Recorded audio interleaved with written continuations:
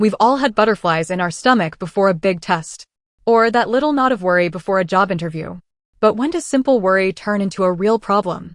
Welcome to our show, where we explore the psychology of everyday life. Hi, Alex. That's a great question.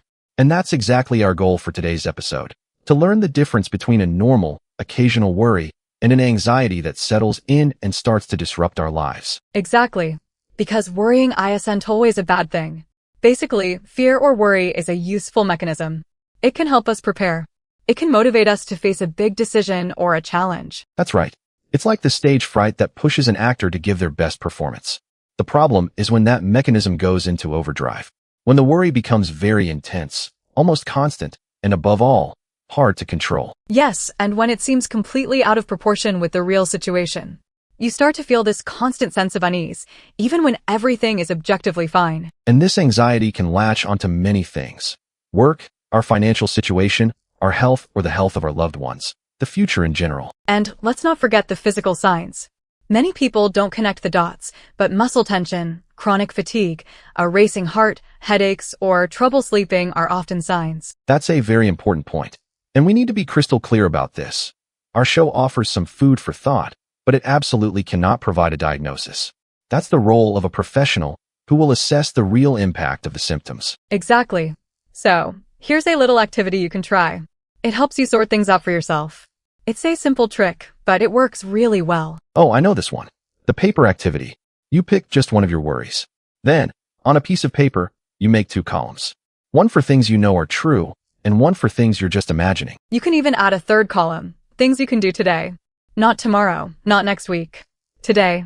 It helps you feel a little more in charge. So you ask, what do I know for sure? What am I just imagining? And what can I do right now? And another big rule is to only do it for a little while. You can set a timer for, say, 15 or 20 minutes. When the timer goes beep, beep, beep, you stop. Then you go do something else, like play outside in the backyard or read a book. That's super important, so you don't get stuck thinking about the same worry over and over. But of course, this little activity can't fix everything. No, and this is where you have to be honest with yourself. If your worries have been around for weeks and weeks, or if they make you feel really sad and scared all the time, or if you start avoiding things you like. Or if your worries make it hard to do your schoolwork, or you can't sleep at night, or it's just not fun to be with your friends anymore, then you shouldn't keep it to yourself. That's a sign it's time to talk to a grown-up you trust, like a parent, a teacher, or a doctor. So, to wrap things up, here's a question you can ask yourself about your own worry.